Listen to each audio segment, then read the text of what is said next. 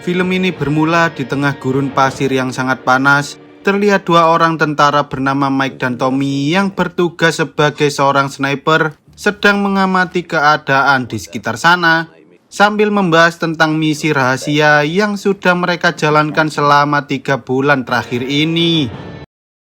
Tak lama kemudian, mereka akhirnya melihat target dari misi mereka yang saat itu sedang berkendara menggunakan mobil, sehingga Tommy pun segera menghubungi markas pusat untuk mencari tahu apakah orang-orang itu benar-benar target dari misi mereka. Markas pusat lalu mengatakan bahwa target mereka merupakan seorang pria parubaya berumur 65 tahun yang berada di antara rombongan mobil tersebut. Tetapi ketika Mike sadar bahwa orang-orang itu sedang mengadakan pernikahan, entah mengapa ia menjadi ragu untuk menembak orang itu, hingga membuat lokasi mereka ketahuan oleh para penjaga yang langsung menembaki mereka. Mike dan Tommy lalu mencoba kabur dari sana dengan cara melompat dari atas tebing dan bersembunyi di balik bebatuan. Namun karena posisi mereka hampir ketahuan, Mike berusaha memancing orang-orang tersebut hingga akhirnya mereka berhasil meloloskan diri. Sayangnya ketika mereka berdua mencoba menghubungi markas pusat untuk menjemput mereka, tanpa disadari dari arah berlawanan muncul sebuah badai pasir yang langsung menerjang ke arah mereka hingga membuat komunikasi dengan markas pusat pun sempat terputus.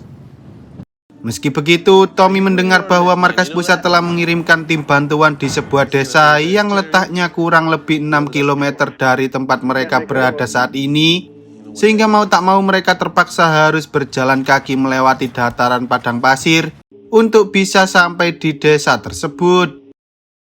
Di tengah perjalanan, Mike dan Tommy sempat melihat ada dua orang asing yang sedang menggali pasir di tengah-tengah badai. Tetapi tampaknya mereka berdua tak peduli dengan hal itu, dan mereka pun kembali melanjutkan perjalanan sambil mengamati keadaan yang ada di sekitar sana.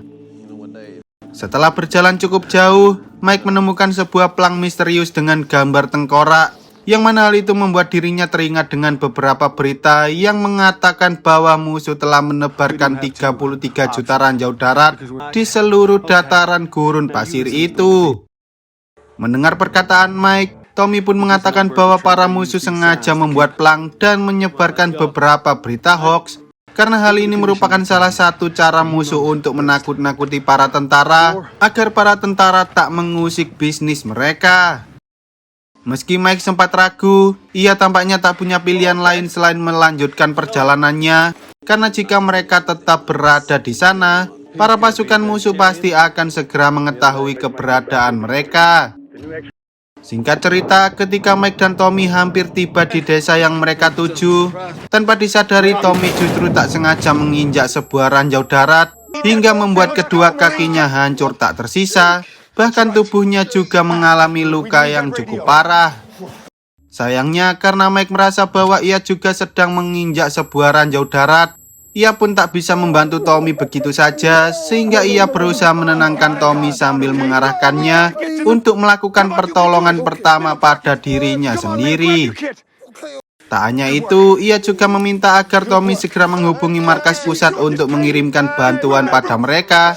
Namun karena pikiran Tommy saat itu sedang kacau, ia justru menembak dirinya sendiri, yang mana hal itu membuat Mike sangat sedih karena ia sudah menganggap Tommy sebagai sahabatnya. Meski begitu, Mike tak ingin mengalami kejadian yang sama seperti Tommy, sehingga dengan hati-hati ia mencoba berlutut untuk mengecek apakah di sana benar-benar ada ranjau, dan sepertinya dugaan Mike benar karena ia menemukan sesuatu di balik kakinya itu. Mike lalu mencoba mengambil tas milik Tommy yang berisi radio dengan barang-barang seadanya, dan setelah ia berhasil mengambil tas tersebut, ia pun berniat untuk meminta bantuan pada markas pusat. Tetapi karena baterai radionya habis, Mike terpaksa harus menunggu terlebih dahulu sambil mengecas baterainya menggunakan cahaya matahari. Selama berada di sana, Mike sempat mengecek barang-barang apa saja yang bisa ia gunakan untuk bertahan hidup. Dan ketika baterainya sudah terisi penuh, ia pun mencoba menghubungi markas pusat hingga akhirnya ia berhasil berkomunikasi serta memberikan informasi terkait keadaannya yang saat ini sedang terjebak di tengah-tengah ladang ranjau. Sayangnya, karena alat GPS Mike rusak, ia tak bisa memberikan lokasi keberadaannya dengan akurat, dan karena pasukan musuh sedang bergerak di sekitar sana, markas pusat pun mengatakan bahwa mereka bisa mengirimkan bantuan kurang lebih 52 jam dari sekarang, yang mana hal itu menandakan bahwa Mike harus menunggu selama 2 hari terlebih dahulu hingga bantuan dari markas pusat tiba. Mendengar hal itu, Mike tak punya pilihan lain selain harus bertahan hidup di tengah padang pasir yang sangat panas tersebut. Tetapi tampaknya keberuntungan tidak berpihak pada Mike, karena tak lama kemudian muncul sebuah badai pasir yang mengarah ke sana, sehingga Mike harus bertahan dari badai pasir sambil menahan tubuhnya dengan sekuat tenaga, agar ia tak memicu ledakan dari ranjau yang ada di bawah kakinya. Singkat cerita, setelah badai pasir itu lewat, Mike menyadari bahwa hempasan dari badai pasir membuat tubuh Tommy terseret ke arah dirinya. Dan tak hanya itu, ternyata tas berisi radio milik Tommy juga sempat terseret cukup jauh, sehingga Mike pun hanya bisa pasrah sambil menunggu bantuan dari markas pusat tiba. Panasnya terik matahari membuat pikiran Mike semakin kacau, bahkan ia sempat berpikir untuk mengakhiri hidupnya sendiri. Namun ketika ia melihat ada seseorang, sebut saja Ahmad, yang berjalan di dekat sana, ia pun berusaha mengusir Ahmad sambil memperingatkan bahwa di sekitar sana terdapat banyak ranjau darat yang dapat meledak seketika.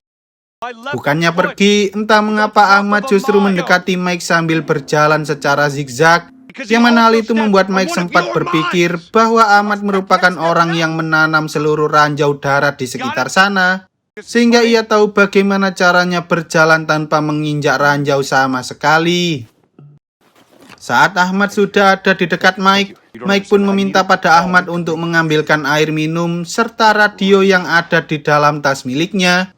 Tetapi Ahmad yang mengetahui bahasa Mike justru menyuruh Mike untuk segera pulang, dan ia pun pergi dari sana sambil membawa botol minuman yang sebelumnya diberikan oleh Mike.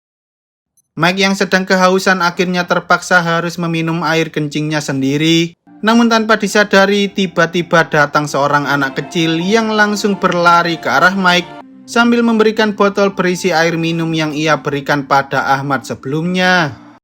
Saat Mike mencoba meminta anak itu untuk mengambilkan radio miliknya, entah mengapa anak itu malah memberikan mainan tentara-tentaraan padanya. Lalu ia pun segera pergi dan meninggalkan Mike di sana. Singkat cerita, ketika hari mulai malam, Mike pun berusaha membuat sebuah api unggun untuk dijadikan sebagai penerangan, sambil melihat beberapa foto tentang ia dan kekasihnya, yang mana hal itu membuat Mike kembali mendapatkan kepercayaan diri untuk bisa keluar dari padang pasir ini hidup-hidup, agar ia bisa bertemu dengan kekasihnya lagi. Tak lama kemudian, Mike tiba-tiba merasakan adanya bahaya yang sedang mengintai dirinya dari balik kegelapan. Dan setelah ia tahu bahwa ia sedang dikepung oleh kawanan hyena, ia pun langsung menembaki hyena itu hingga akhirnya ia berhasil selamat dari ganasnya malam, meski Mike tidak tidur sama sekali. Siangnya, ketika Ahmad kembali mendatangi Mike, Ahmad cukup kagum dengan kegigihan Mike karena ia berhasil bertahan hidup dari serangan hewan buas di malam hari. Bahkan Mike juga tak mengangkat kakinya sama sekali. Di sana, Ahmad bertanya mengapa Mike menginjak ranjau tersebut, yang mana hal itu membuat Mike merasa kesal karena ia tak tahu bagaimana caranya melewati ranjau-ranjau itu seperti yang dilakukan oleh Ahmad sebelumnya. Bahkan ia juga sempat menyebut Ahmad sebagai kaum berber. Mendengar hal itu, Ahmad pun menjelaskan bahwa arti dari kata berber sebenarnya adalah orang bebas, dan ia juga mengatakan bahwa ia tak tahu di mana ranjau-ranjau itu berada, karena selama ini ia hanya mengikuti takdirnya untuk bisa melewati padang pasir itu dengan selamat.